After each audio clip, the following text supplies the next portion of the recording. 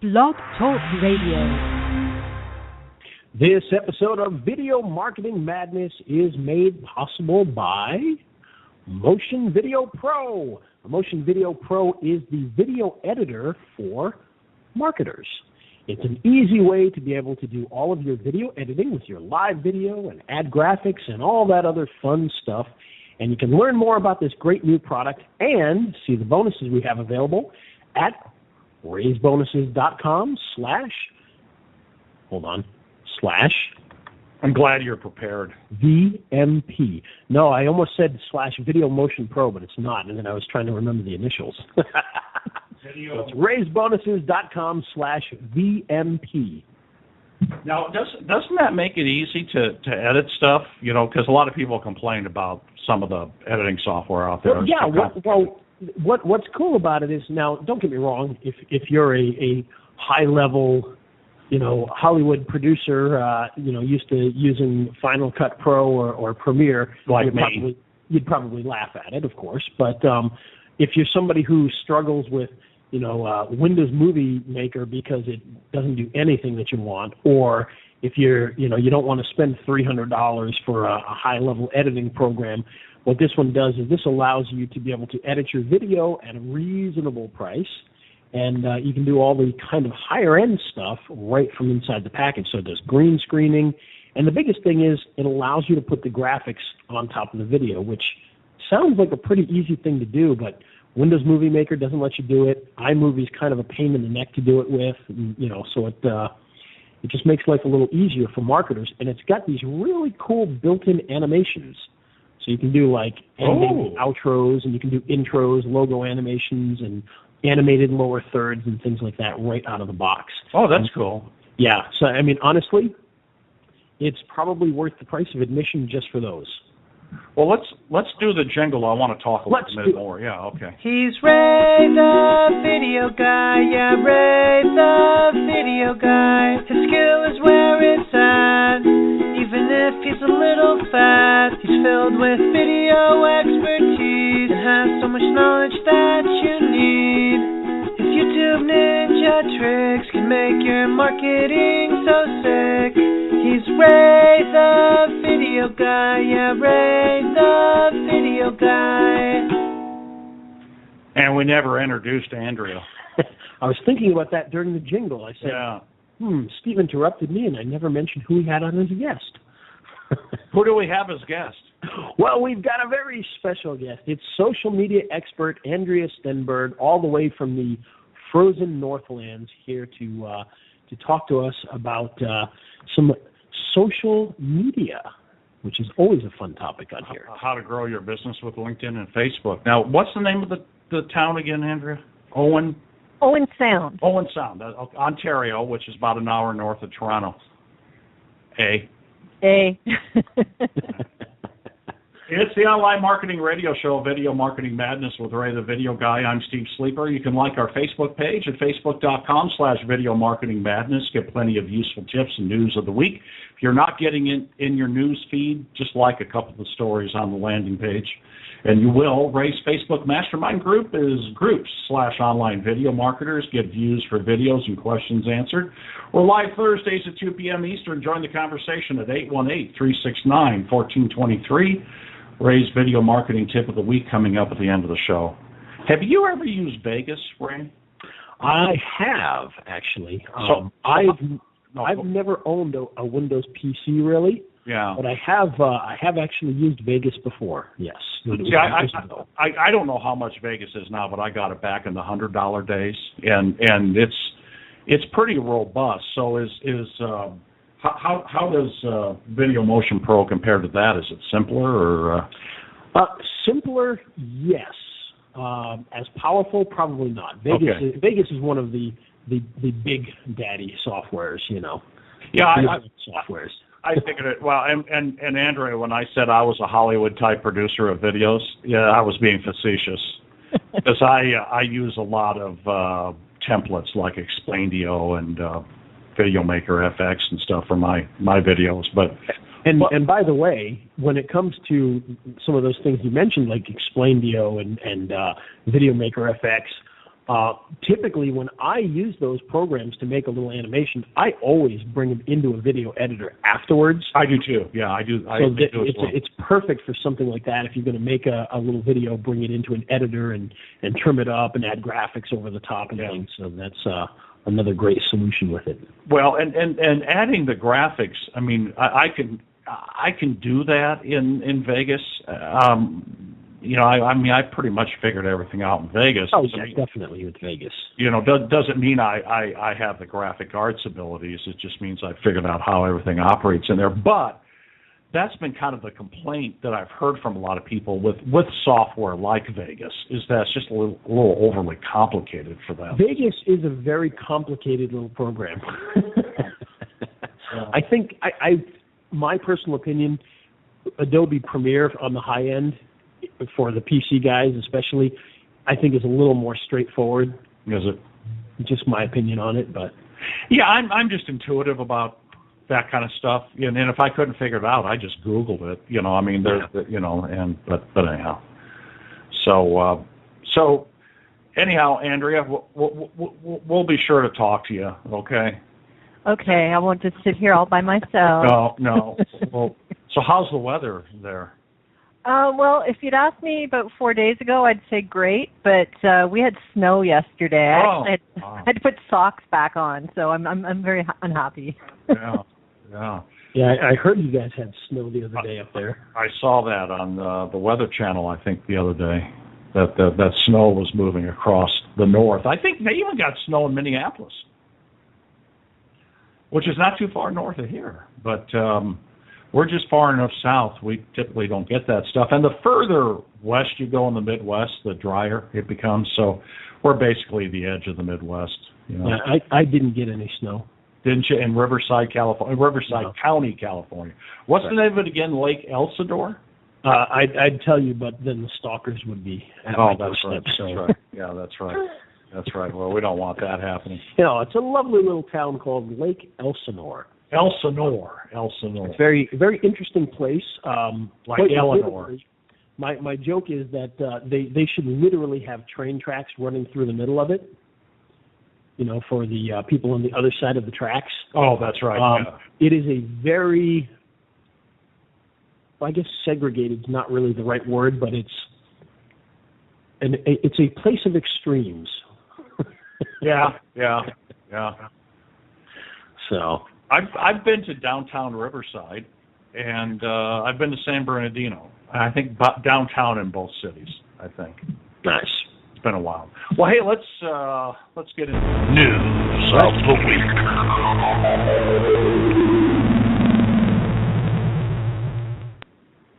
And there's actually a couple.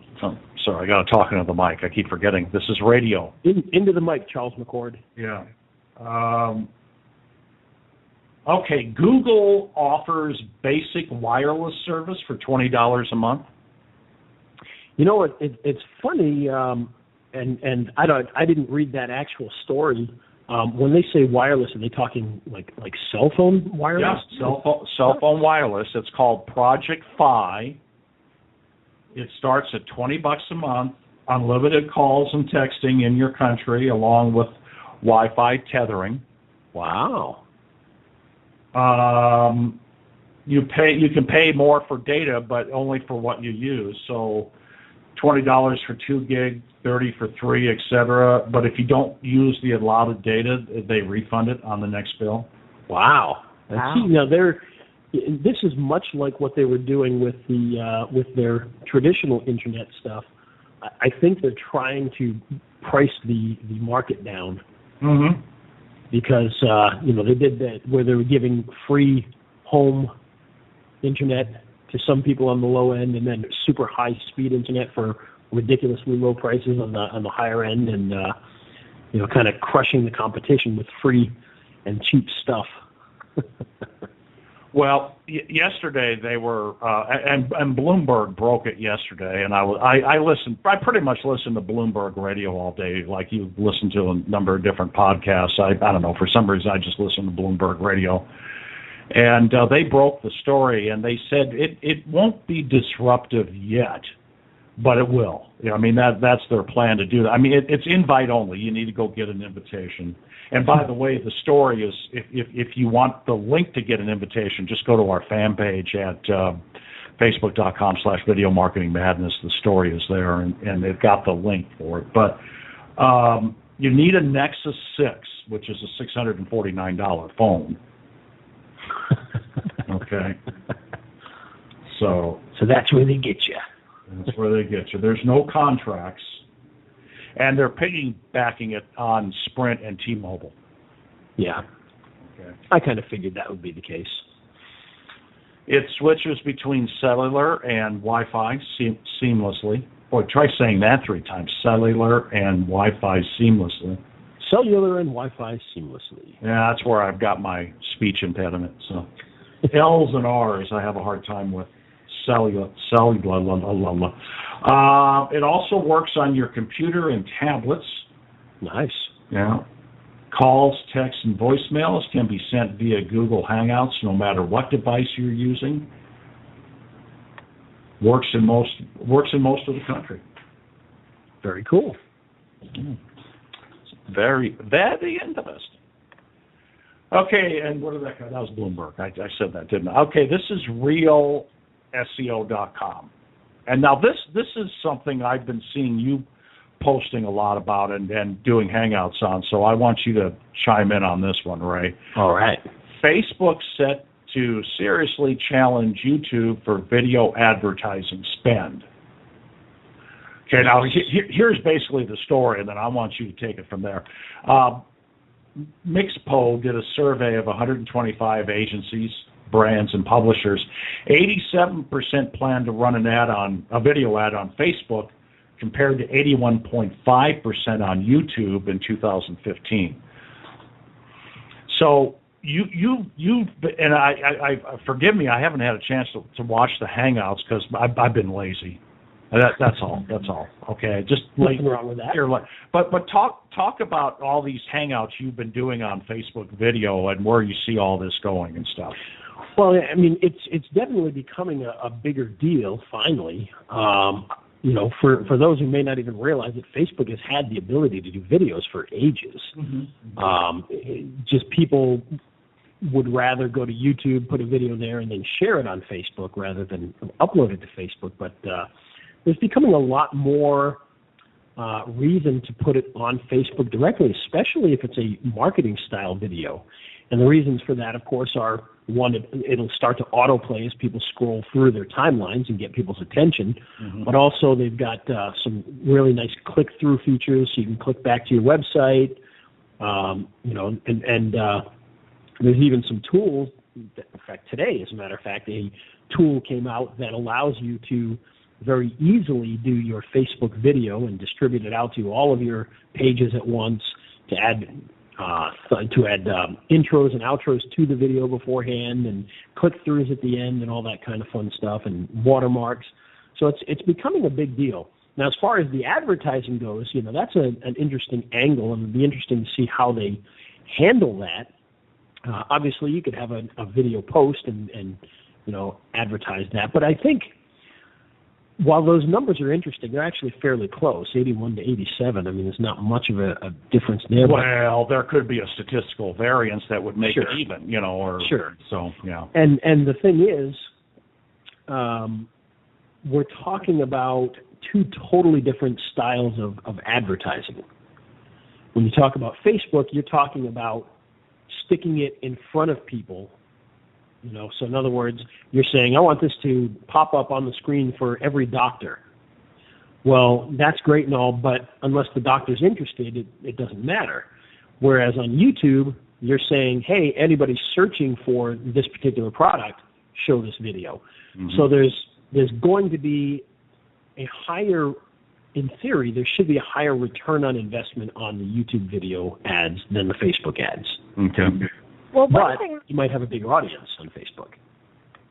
Go ahead, Andrea. I was just going to jump in and say one of the things that I've been seeing with my clients is the video ads on Facebook are significantly cheaper than any of the other advertising. The ones that I've run or I've seen my clients run, are, I've seen some getting 1 cent a click or 1 cent a view on Facebook ads. So it's very, very cost effective. The other thing that I would say is if you have an older audience, you're probably going to reach more of them on Facebook, because I know a lot of older people don't think to go to YouTube, but they're on Facebook because they're keeping in touch with their family or their friends or whatever they're doing on Facebook. And so I think depending on who your market is, Facebook video ads and video in general is going to really expand people's ability to reach who they're trying to reach.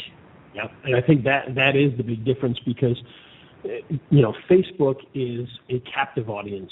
YouTube is more of a pop in, pop out sort of audience. So I think that's a big difference. On top of that, so you might be able to target it better on YouTube, I guess target's not the right word, because you can target on both, but the people finding your ad on YouTube might be more ready to purchase when they see your ad, but there's a lot more people on Facebook at one given time to be able to see what you're offering too. So it'd be interesting to see over time, how that does for each of the two different audiences. Now, Andrea and Ray, can you do promoted posts and ads with the videos? Yes. Okay. Yep. So you could literally, just make a post. Well, let me change that. Most people can literally just make a post. I'm not allowed to anymore. But and then boost that post. But you can also do actual video advertising as well. Okay. Okay, this is from Bloomberg. Facebook introduces caller ID dialer app for Android phones. It's testing a new app that will act as a caller ID and allow users of the social network to block calls on their mobile phones. The app is called Hello. It'll gather information that's already been shared on Facebook. It enables users to see details about callers who aren't saved in their phone contacts. Users can also make calls and search for people and info about businesses within the app. It's being tested on Android phones. It was built by the company's Messenger chat app team. I heard yesterday on Bloomberg that they're spending like 16% of gross revenues on R&D. Facebook is. That wouldn't surprise me. So that's kind of neat. Yeah. Especially for a company that, you'd think, what are they really developing? So they got something planned. And that story came from Bloomberg, by the way.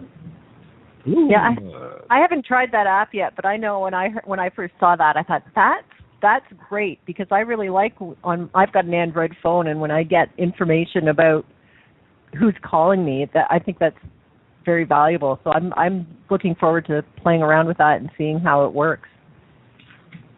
Okay, cool. And you said now say about again. About. A boot. No, that's okay. We're just, we think we're funny. Nobody else does, Andrea. So, this is from Search Engine Land. France I think we had a story on this a few months ago, Ray. France is trying to force disclosure of Google algorithm, wants to regulate the SERP. This is the most ridiculous thing I've ever heard in my life. They want the secret sauce from Google as sort of a way to regulate Google. I mean, and they're putting it under the category of antitrust. It is goofy. At the same time, this is a tough one because, you don't want to mess with business, but at the same time, when Google has so much control over other people's businesses, well, I understand. It gets to be a kind of a gray area with that, I think. Well, here's more on the story. The French Senate is likely to adopt a bill this week which would allow the country's national telecoms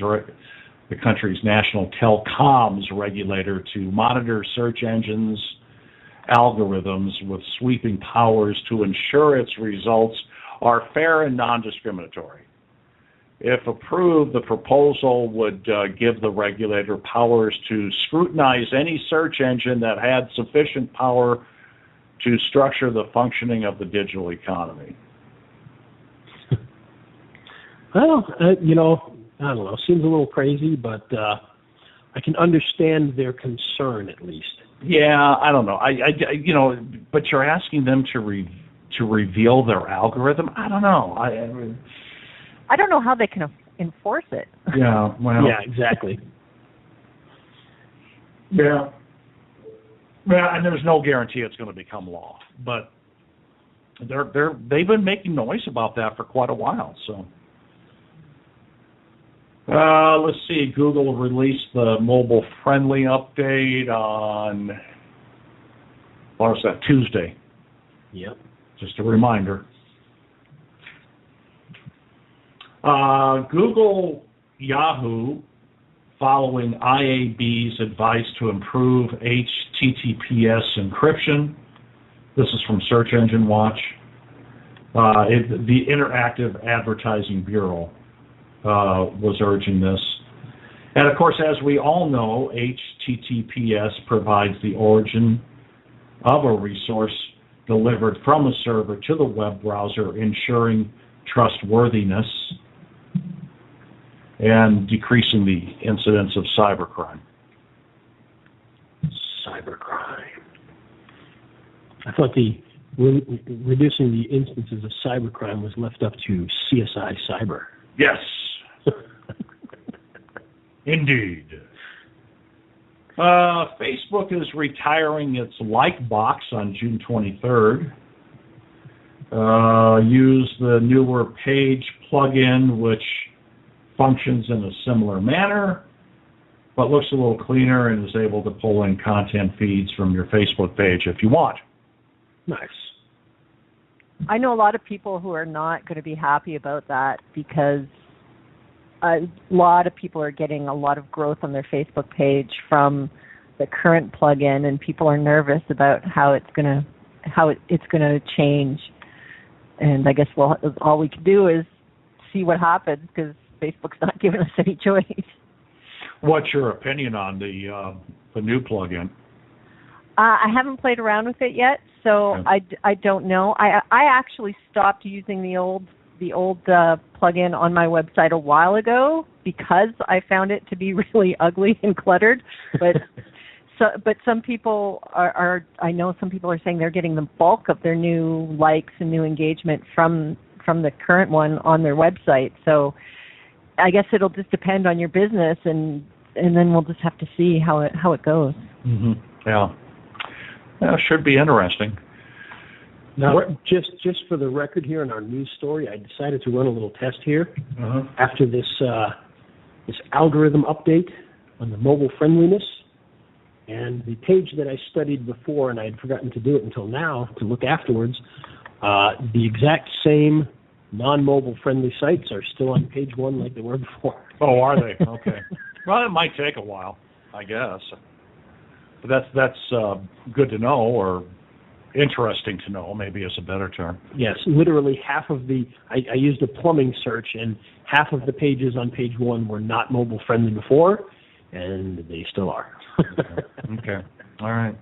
I'm kind of surprised that more sites weren't updated, but maybe the owners of the site just don't know. But well, a lot of people don't care. I mean, they put a website up because they have to, but you probably wouldn't be, but I'm always shocked at how many companies just, oh yeah, I've got a website because I need to have one or whatever, but they don't care. I mean, it's not a piece of, it's not something that they have pride in. It's not something that they feel really makes any difference. For instance, I wanted to get a pizza the other day. I wanted to try a local place, not a Papa John's or a Pizza Hut. And I found one place locally here, really close, and they didn't even have a website. Nothing. Wow. Wow. And of course, that's how I ended up paying $25 for a pizza without knowing it until I got there. But Yeah. Well, one of the things that I thought would happen is becoming mobile friendly would be a good way for whoever's managing the website to upsell them on some stuff. Mm-hmm. Oh, and it has been. It has been. Okay. Although there are some web developers, I know somebody very recently who had a brand new site just beginning of the new year, and it was not only was it not mobile friendly, it was ugly and it was slow. And I told her about this mobile update, and they were like, whatever. Like, this is people, she paid a big chunk of money to get this new website, and they just didn't care. Yeah, it's amazing to me. I don't, when you're a plumber, I don't think you think about very often or care about the whole website thing. You care about plumbing. And I think that's where the issue comes in. Yeah. It's not something they think or care about very often. Oh, yeah, I've got one because I have to have one or whatever. But, I'd be willing to bet if you pulled 10 plumbers in here or, 10 roofers, and we asked them, how much of your business comes from the website, they'd probably be making up numbers. Mm-hmm. Yeah. So, well, you remember we had Fireman Mike on a few weeks back, and he likes doing his lead generation program for plumbers, where he starts generating leads. Yep. And then he finds a plumber to buy the leads, and the plumber's like, I don't care how you get them, just get them for me. Yeah, exactly, right? Where attorneys want to control the process a little more. Now, what I found is talking with attorneys, they're savvier about internet marketing than plumbers are. Plumbers almost don't want to be savvy about it, where attorneys do. Now, the drawback is attorneys want to control every part of the process, and plumbers, as long as you get them leads, that's absolutely true. Yep. And don't get me wrong, the bigger plumbing companies get it. Oh, yeah, more. yeah. The guys who are part of, Ben Franklin Plumbing or something like that, they tend to be a little more savvy with that kind of thing.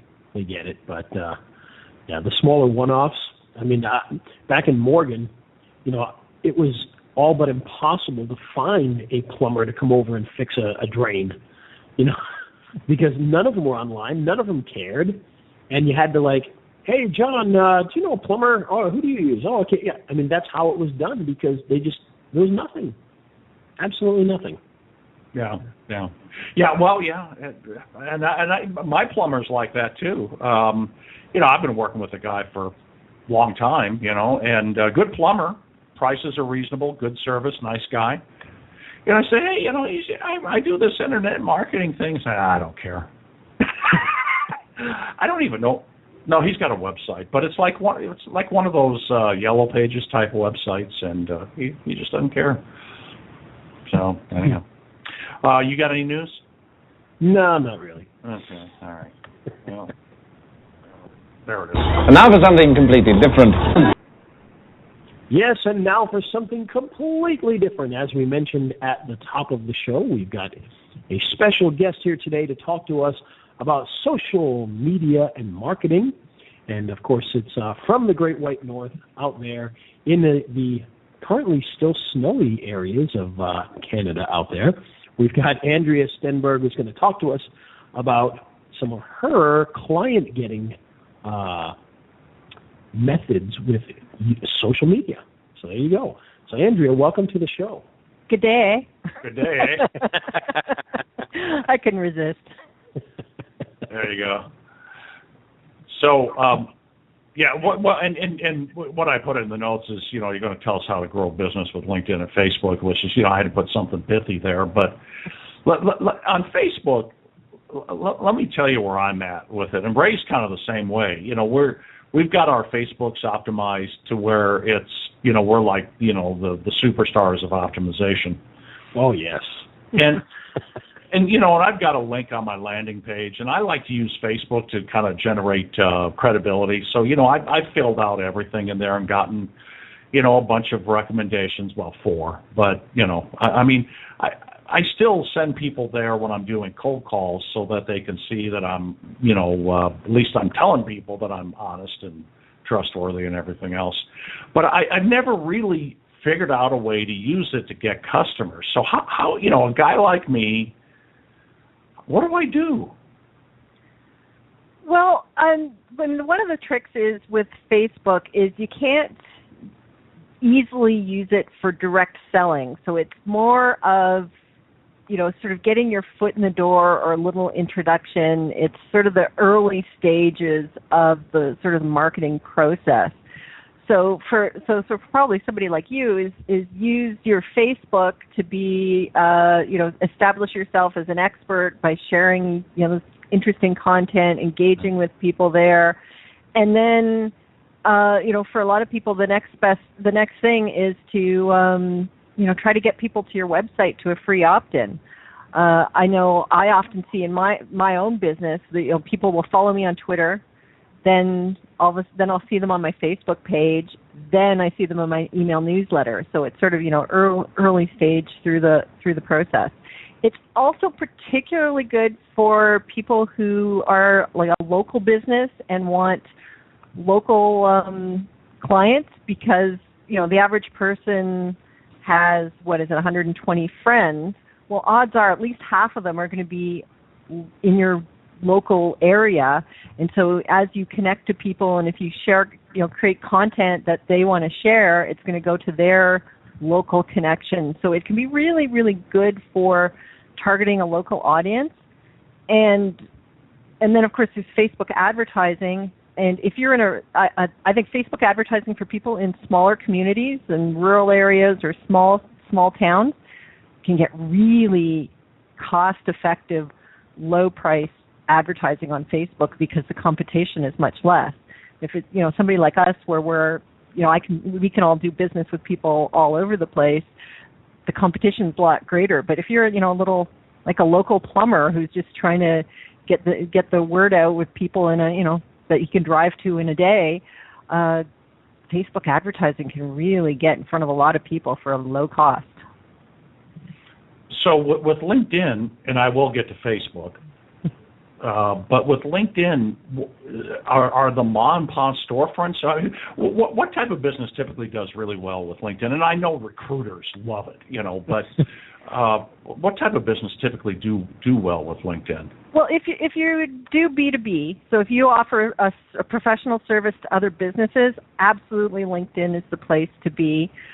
But even people who provide, have a consumer clientele, I mean, all these business owners and business professionals also have a personal life.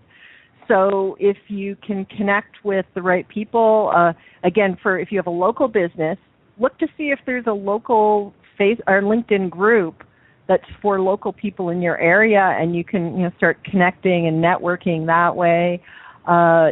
It's a way for you to sort of get to know people, introduce yourself to people without having to pick up the phone as the first step of the process. It's a little more challenging for some people because it's not as intuitive as Facebook. It's not always people, I know a lot of people will get on LinkedIn, they create their account, they connect to a few people, and then they're kind of like, okay, well, what do I do? How do I make this work?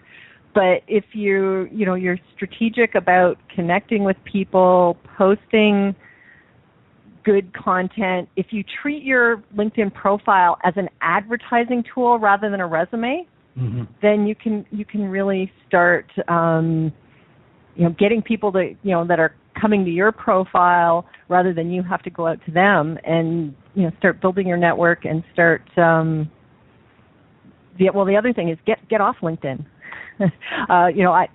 My best advice for most businesses is, you start the process on LinkedIn, but at some point you got to get them on the phone or get them face to face to deepen the relationship so that you can hopefully turn them into a customer.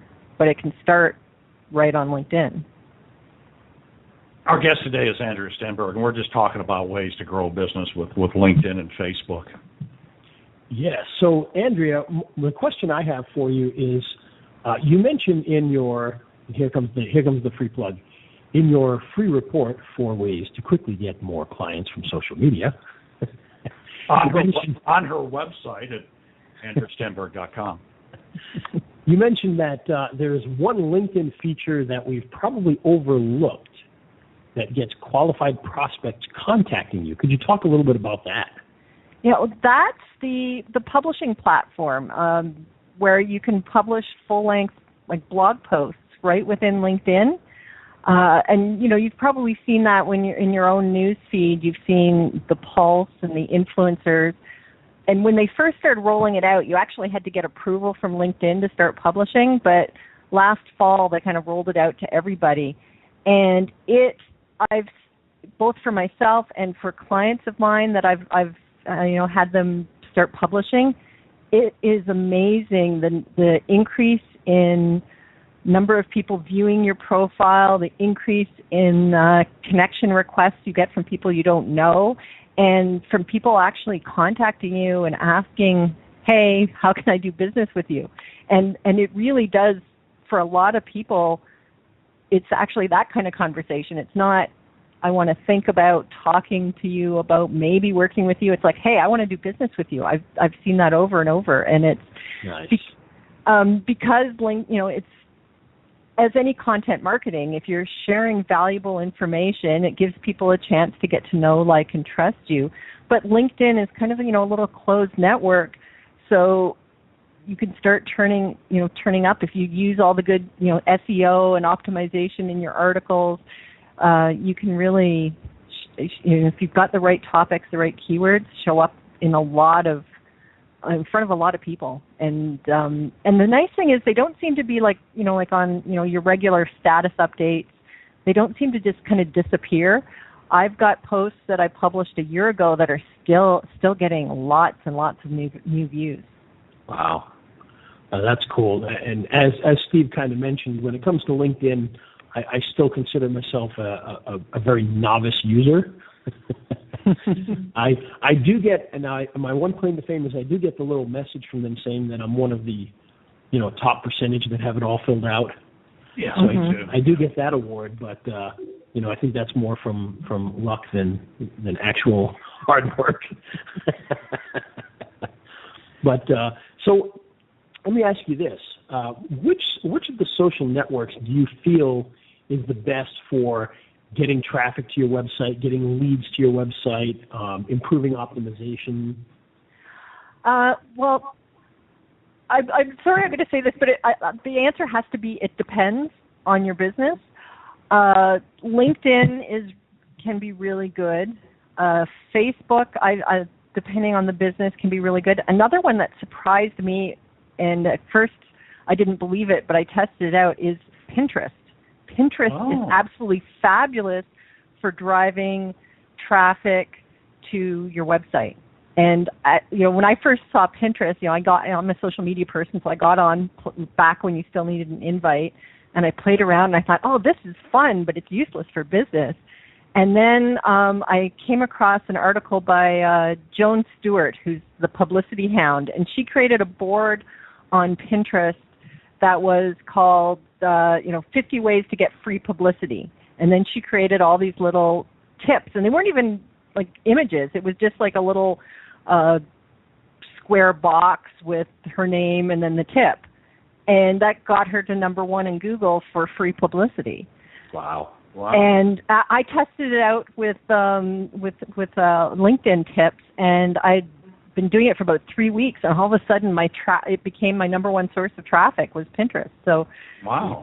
Pinterest is shocking that it could do that, and I didn't believe it till I tested it. And I do see, I put my videos on Pinterest, and I do see a lot of action from that. Quite often people are driving through that and repinning it, and I do see a lot of that action. So I'm not too surprised. Had I not seen that, I would be surprised, I think, because you're right. It doesn't look like it would be a marketer's paradise by any stretch, but it definitely seems to drive the traffic and keep people moving, without a doubt. So with your posts, let me make sure I understand this, Andrea. So what you're doing is you're using it to drive traffic to your blog posts, right? Did I understand that correctly? Yeah, although, one of the things I did is I did a LinkedIn tips, and I just created little plain, not particularly attractive graphic with a tip, and it just a link to my website. So it wasn't even a particular blog post. It was just okay. And some of them I had a link to an opt-in, but I was just testing, and it was just these tips, and it was getting huge traffic to my website. But certainly blog posts as well are get a lot of traffic, particularly if you can get on a group board where there's a lot of people who are posting and repinning. I just, in the last 6 months, started playing around a little bit more with group boards, and they are very effective for driving traffic for blog posts. So. Okay, group boards. See, and I've got a Pinterest account, but I use it to post my videos. So, and I don't know if I've got, what do they call it? Is it followers or fans, or what do they call it on Pinterest? I think it's followers. Followers? Okay. See, I don't know if I've got any followers or not, so I need to.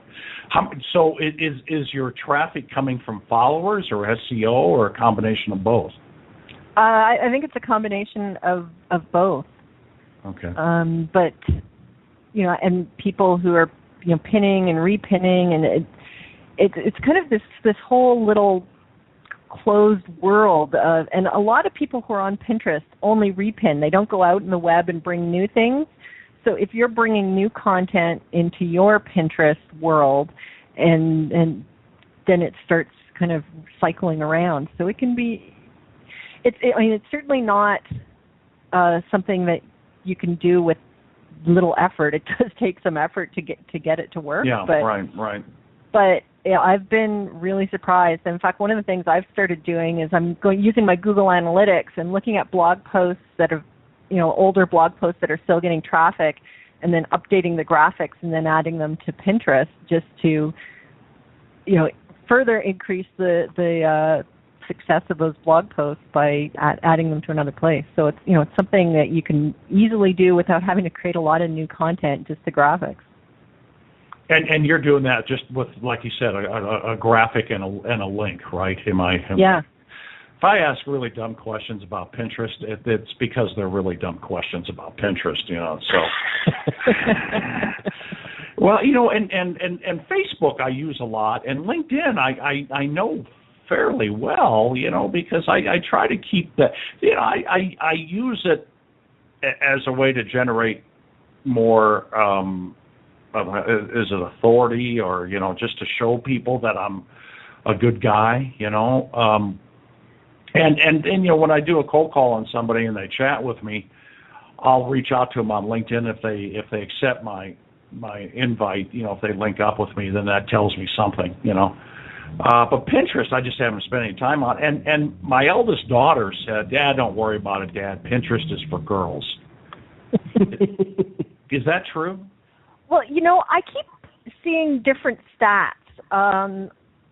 At one point it was 90% women. Uh-huh. I saw one stat saying in England it's now 50-50. Okay. I have seen conflicting information about Canada and the United States about whether it's still predominantly women. I've seen some that it's starting to even out. So I haven't been able to find a definitive answer for that, but I do think more and more men are coming on it. But there is still, because fashion is a big deal on Pinterest, and food and wedding stuff. It seems like everybody who's planning a wedding uses Pinterest for that. So if you're in those industries, absolutely. But marketing tips there's not really any way to make them really sexy and beautiful, but it's working. Yeah, you're getting traffic from it. You're getting some, and those. Now the groups, there are Pinterest groups. Is that, or are they boards, or what are they again? Yeah, they're group boards. So group boards, okay. Yeah, so for example, I could create a board and then say I want it to be a group board, so then I can start inviting other people on Pinterest who have similar interests, and say I'm going to invite you to pin to this board, and so then you've got multiple people pinning, so it gets lots of activity. Plus, if each person has a bunch of followers, you get more followers, and then it kind of goes viral for everybody who's involved. So, wow.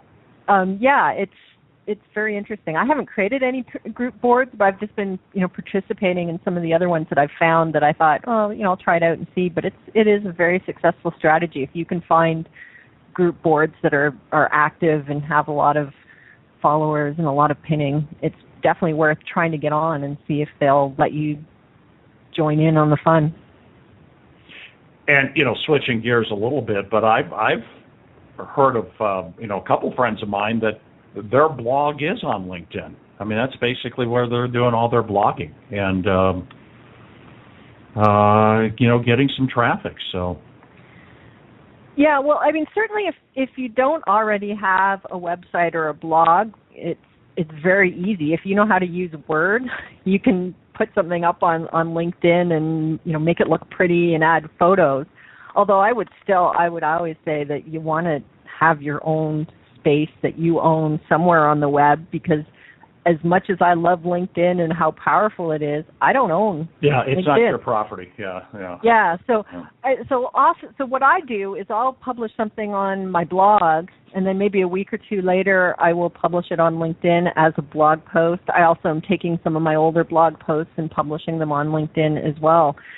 So you don't necessarily have to be creating absolutely original content, but it's been phenomenal. Do you have to spin it, or does that make any difference? Or well, I hear a lot of people in the SEO world saying you shouldn't have duplicate content anywhere, but I mean it doesn't matter within LinkedIn, and if it's published first on my blog, I don't know that it matters that much. And you ask an SEO expert and they'll give you, but I've heard different answers from different SEO experts. So I just figure, I'm getting good traffic to my blog. I know what's coming there, and I know what activity I'm getting on LinkedIn. And it's LinkedIn doesn't have any policy saying it has to be original content. And I'm, probably most people aren't seeing it in both places. So I don't see any problem with it, and it hasn't affected my in fact, it's increased traffic to my website. So now with your website blog, you could say that's where you're getting your SEO. Let's talk about SEO. Yeah, that's where you're getting your SEO juice. LinkedIn is probably going to be more about the audience that's following you, and that's what's driving. That's who's reading the blog post on LinkedIn and then going to your website. Would that be fair to say? Or is that a fair observation? Or what do you think? That's certainly what I'm seeing that's happening. Plus, and it's not just people who are connected to me. I'm seeing a lot of the comments that I get on my posts within LinkedIn are not people I'm connected to. So it's not just my own personal network. It's helping me reach a broader audience within LinkedIn. Okay. Yeah, that makes sense. And I'm sort of understanding the Pinterest thing too. I'm kind of wrapping my head around that. So yeah, I enjoy Pinterest a little bit more than LinkedIn because I understand it a little better, but neither are truly my expertise. But I know I have seen the power of Pinterest, and I think it's something that probably needs to be explored more carefully by me in the near future, without a doubt. So, Andrea, let me ask you this: you're kind of known also for local searches. Is that correct for me to say that? Well, I don't know that I'm an expert on that, but I've certainly have a good handle on how local searches and social media can help with the local search. So I can advise in it, but I wouldn't call myself an expert. Well, I know you mentioned a simple secret that you like to share. And if it's simple, we can understand it.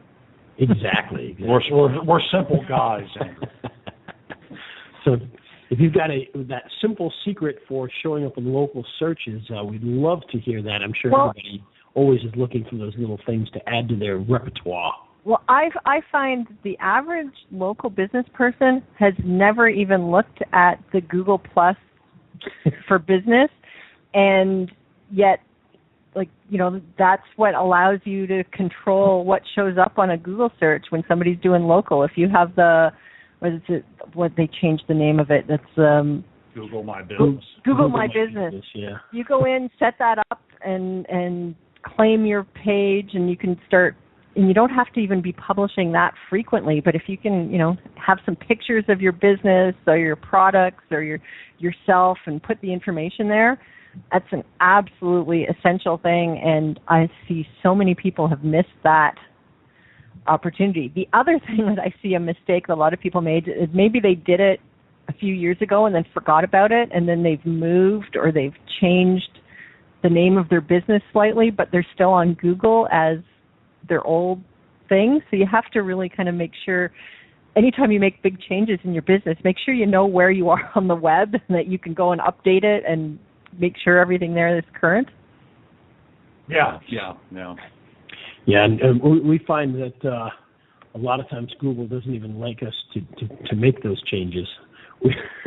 We had a business that Google kept telling us it was in a totally different place on the map, and we kept fixing it, and they would keep switching it back on us. Yeah, that's a challenge, and I've heard that over and over, and you just kind of have to keep doing it and hope eventually it'll go. But and if you have it in enough places on the web, eventually it'll help. But what I'm starting to recommend to all my clients and what I'm doing myself is to have a master list somewhere of everywhere on the web where your business is mentioned, so that if you can go and check and see that the information is up to date. Do you need to has the design of the platform wherever you are changed, so you need to update pictures or you need to update information, because you don't want to look like you've abandoned your business because somebody comes across an old profile that you forgot that you put up. Yeah, no, that's a good point. I had a business that I was managing, and a year later I found that their Manta, MapQuest, and Bing listings were still out of date. And so people were saying, well, I went to the old location. It said so on the internet. And I'm going, geez, how could that be? We did so much work. And then I go back, and especially some of the older folks found it on Bing because, they got Internet Explorer and it defaults to Bing, and that's all they care about. So, yeah. It's a good point.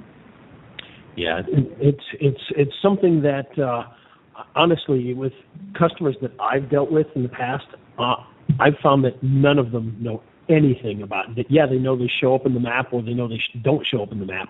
But other than that, they have no idea that they have a listing. They have no idea how to set the listing. They have no idea how to claim the listing. So it's Google's fault. Those rats. They don't talk about it.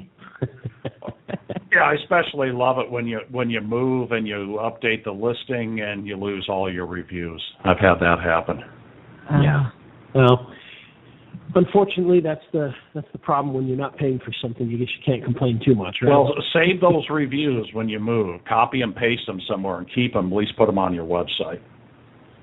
Yeah, that is definitely a good thing to do. Keep all of those nice reviews. Get rid of the bad ones. Don't save those.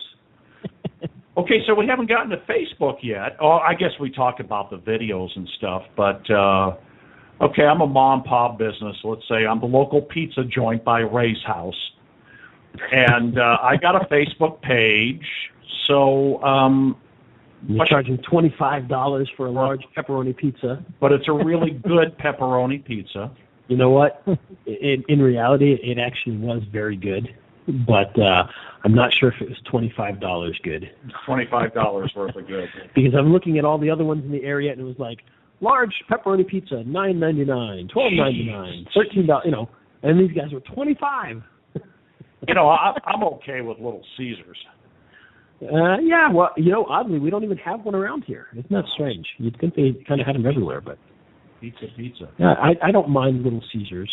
Corey, Will, and I had a Little Caesars right near our office, so I used to pick it up there quite a bit. Those are Ray's old partners, and actually you're still partners with them. It's just they're back in Salt Lake, and you're in. And I'm in Paradise. You're in Paradise. Yeah. Well, I think that's where Will needs to be, is in Salt Lake. That's right. Not in Paradise. He needs to be with all the people that can keep him in line. Yeah, we make fun of Will a lot, Andrea, because he's Will. That's right. Because he deserves it. The little bastard. Never met a man in my life. He's a good guy. We just give him a hard time. So to talk about some Facebook best practices, and I have a tendency, when I think of Facebook marketing, I have a tendency to think of the local mom and pop businesses, the local storefronts. I mean, am Is that am I smoking pot when I think that, or what? No, I think for the small local businesses, Facebook can really be a boon for marketing and promotion. I guess there's a couple of things that people need to think about. Is first of all, it shouldn't be all about buy from me, because people can really easily click unlike or just ignore you or and they don't see your stuff. So you have to make sure that you're sharing content that people find interesting. Everybody knows that organic reach for pages has gone way down. Right. And partially that's because Facebook wants to make sure all the people who are on Facebook want to stay there and they're not getting annoyed by, crap. So you've got to make sure you're sharing information that people actually are going to click like or comment on it or share it. And so, for a little pizza place, share some pictures of some really delicious pizzas or pictures of customers. Get people to share pictures of their own, them eating your pizza. Or I've seen a lot of small businesses not only posting about their business, but just about things that are happening in the community, so that things that people are interested in, news, events. Another thing that I've seen work really well is if there's maybe a downtown in your community, get a whole bunch of the businesses that are on the same block and work together to cross-promote each other. If you're working in a downtown pizza shop, odds are if you need a new pair of shoes, you're going to run across to the shoe store across the street. You're not going to go drive across town. So make sure that you're helping promote the other local businesses, because it's going to benefit you all in the long run. And businesses that do that really, really succeed. No, that's a great idea.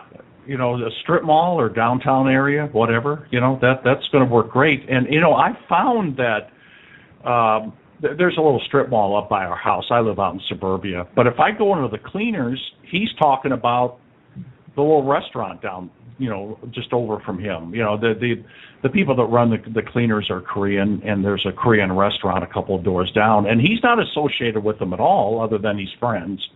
But he's always talking about them, but then he's always talking about the computer repair place down the street, because they're all kind of buddies and stuff, and I frequent all the places there. You could do that on Facebook. Just, you're basically doing the same thing, except it's Facebook.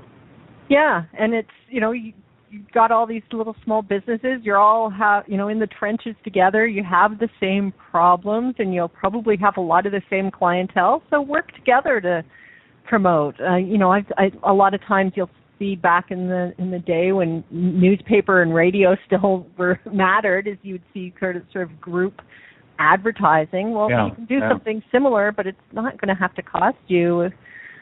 It's just your time, and it can really, really help all of you. Free co-op advertising. Yeah. Yeah, that's neat. Yeah, didn't even think of that.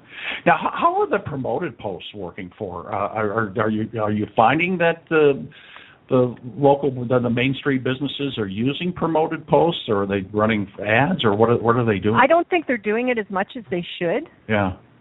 So promoted posts are a lot better now, because Facebook now allows you to target them a little better. Like, it was pretty much before you could target them to people who like your page and maybe their friends. That was it. Now you can target.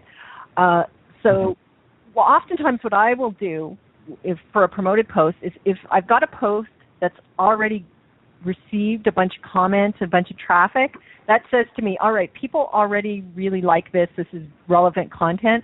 And then I'll pay to promote that post to a wider audience, and then there's going to be social proof, because people will see, there's all these people who've commented and liked and shared, and so it just kind of exponentially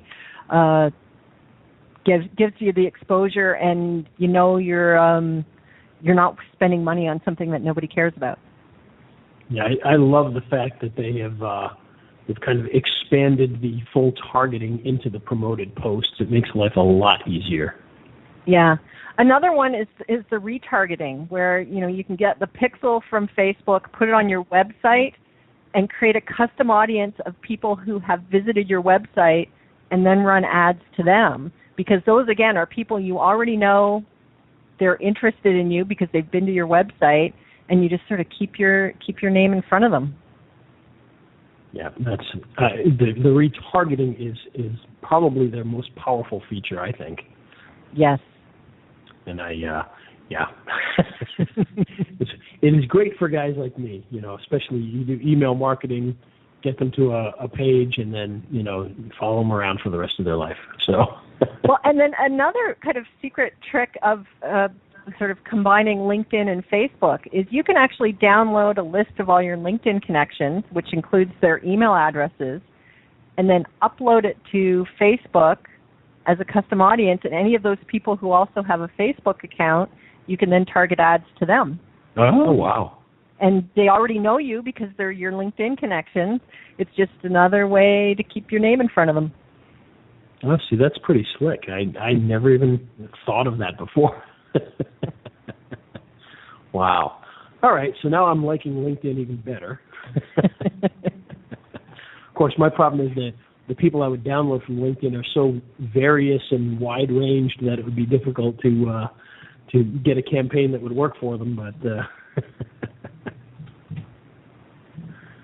I'm looking at your website. Oh no, I'm looking at Andrea's website right now, and okay, so you can get the free report, 4 ways to quickly get more clients from social media. This is at AndreaStenberg.com. Yeah, and my blog is actually thebabyboomerentrepreneur.com. Okay, that's good enough. And I apologize, nobody can spell entrepreneur. It's just if I could go back in time, I would choose a different domain name than entrepreneur, because it just every time I'll have people remember it, but they can't spell it for some reason. Now, well, you know what I do? I just start typing in phonetically into Google, and then they tell me how to do it. And now, also, I noticed so the blog is thebabyboomerentrepreneur.com, and then on AndreaStenberg.com, you've got a contact page, and you can set up a time to talk to you. And I think it even gives you the options for a free consultation. You can pay, if you want an in-depth consultation, you can pay for it, and there's a few other things there too. Yeah, and I usually recommend people, if it's the first time, let's do the free consultation, see if we're a fit, see what they need, and then we can go from there. Okay. Ray, you had a question. I'm sorry. I just wanted, before I forgot, I wanted to bring up the stuff that I was seeing on the website that I thought was cool. So a way to get a consultation from you, get on your calendar, get your free report. Ray, go ahead with your question. No, not a problem at all. The one thing I was going to ask is, where do you see things heading over the next over the next year? Let's say throughout 2015. Do you see anything new popping up that maybe we're not aware of yet? Or do you see maybe one site that we currently use kind of becoming more dominant? Where do you see things going? Well, I think LinkedIn, over the past couple of years, LinkedIn has made so many changes to the design of the site and what's available, and they own SlideShare now. I think LinkedIn is going to continue to really expand, and for people who aren't on it yet, or who are on it but haven't looked at their profile in a while, I think they need to sort of put that back on their radar, because LinkedIn is really upping their game, and I think it's going to continue to get better and more interesting and more useful for people as a marketing tool. Nice. Well, that's really interesting to hear. Well, Andrea, we appreciate you coming out today and talking to us about all of these great social media networks and all these tricks and tools that we can use. And is there anything you want to say to everybody before we head on out for another week? Well, if anybody wants to find me on LinkedIn and say that they heard me on this radio show and send me an invitation to connect, I promise to accept. Oh, there you go. There you go. Perfect. Well, that's good to hear. Well, we appreciate you taking the time to talk to us today, because we know this is not only is this a very important topic, but it's actually kind of an enjoyable topic. It's something that we like to do, and it provides us with the ability to ply our trade, as they say. So we do appreciate you talking to us about that today, and I'm sure we will be in touch in the future. Well, and thanks for having me. It's been fun. Oh, thank you. We appreciate it. All right. Well, there you have it. That was Andrea, and she's got, as we mentioned, she does have a free report, which is the 4 ways to quickly get more clients from social media, and you can check that out at her website. And we'll put that in the show notes. And it's both on her website, and I think I saw it on the blog at the babyboomerentrepreneur.com. And I just started typing in entrepreneur, and then Google told me how to spell it. And then in front of that, I put the baby boomer, and I got there. And a very robust blog, by the way. I just got done taking a look at it. Very easy to navigate. So, and if you do want to get a consultation, there's a way to do that as well. So, good ways to make money with build your business with social media, whether or not you're doing B2B or B2C. So very, very impressive. Thanks, Andrea. Thank you. You got a tip of the week, Ray? Yes, I do. And we've already kind of talked about it a little bit, but we'll jump in. And now, tip of the week with Ray, the video guy. Yes, the tip of the week. And this week it's actually, as I mentioned, something we've been talking about a little bit throughout this episode, because I think it is one of the new big things going on this year, and that is Facebook video. And, of course, we all like to upload videos to YouTube and share them on Facebook, but you may want to start rethinking the way you market your videos and start uploading them directly to Facebook. And it's actually pretty easy to do, and if you've got a Facebook page and you upload your videos to that page, you get some kind of interesting options in there, and you get the ability to do a full description just like you do on YouTube.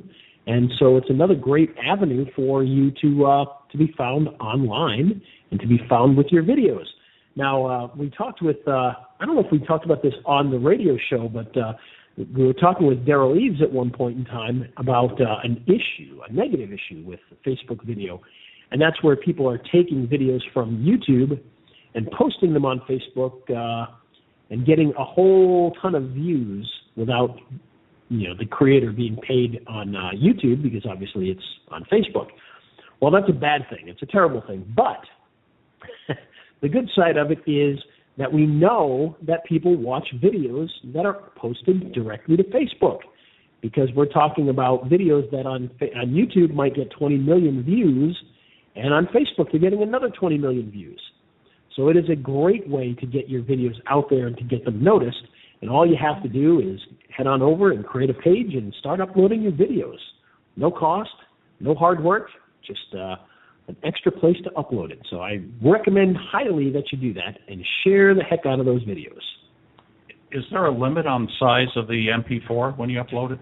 That's a great question. I've uploaded some pretty beefy ones and haven't had an issue yet, so I'm not sure if there is. Well, I saw you do a hangout with someone on uploading on Facebook videos, and you uploaded it to Facebook directly. You took I did, yes.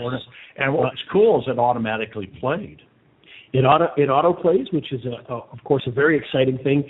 And then of course you can actually add calls to action to it. So at the end of that video, if you saw that, you would see a nice little promo at the end where you can click on it and head over to the website. So there you go. Cool. All right. I expect lots more training on Facebook video, because I think people still don't understand it very well. Now, the one thing I will say that I'm looking forward to that hopefully they will eventually implement is I haven't found where you can get these things to be searchable on Google. Oh, good point. And I've purposely tried. I've uploaded videos to Facebook with some very specific keywords that I thought would be easy to rank for. I've done the made sure that they were pinged, and I've made sure that they were social bookmarked and everything else, and they still didn't show up in any searches. So hopefully at some point they'll start doing that, but I don't believe Google is indexing those Facebook posts yet, because technically those videos are kind of a post, not a static page, and I think that runs into an issue, so they're not really doing that. However, one thing I did notice was my Facebook profile, when I searched that keyword, did show up. So it knew that was there. Oh. So under that unique keyword, my Facebook profile showed up, but not the video itself. So there you go. At some point, that may change, hopefully. Cool. All right. Okay. Good information. Good tip of the week. Yeah. And it's the online marketing radio show, Video Marketing Madness with Ray the Video Guy. I'm Steve Sleeper. Our guest today has been Andrea Stenberg, who is an expert on LinkedIn and Pinterest and Facebook and ways to grow your business, both B2B and B2C, utilizing social media. Thanks, Andrea. Thanks again for having me. Yeah. Today's show made possible by? Today's show is made possible by Social Video Magic. And Social Video Magic is the easy way to post to Facebook. As a matter of fact, I've been testing it for about 3 days. And very cool stuff. I can go to the Social Video Magic page, upload a video there. I can add my call to action and post it to all of my pages with one click. And so they head to not only pages, I should say, also groups. So it heads to pages and groups. And, of course, at the end of the video, it has a nice little click back to the website. And you can even add custom outros and intros to the videos. So very, very slick little piece of online software that you can use. And you can learn more and check it out by heading on over to raisebonuses.com/SVM for Social Video Magic. Cool. Yeah, that does sound really cool. And you can like our Facebook page at facebook.com/Video Marketing Madness. Get plenty of useful tips and news of the week. Ray's Facebook Mastermind Group is group/online video marketers. Get views for your videos and your questions answered. And that's a wrap on another show. It is. And until next week, we ask that you all go out there and take what you learned today, put it into action. And, of course, when you head on over to our Facebook page, please let us know how these actions have worked for you. We'd love to hear that. There you go. Okay. Well, that's it. Thanks, everybody. Have a good one. He's Ray the Video Guy. Yeah, Ray the Video Guy. His skill is where it's at. Even if he's a little fat, he's filled with video expertise and has so much knowledge that you need. His YouTube ninja tricks can make your marketing so sick. He's Ray the Video Guy, yeah, Ray the Video Guy.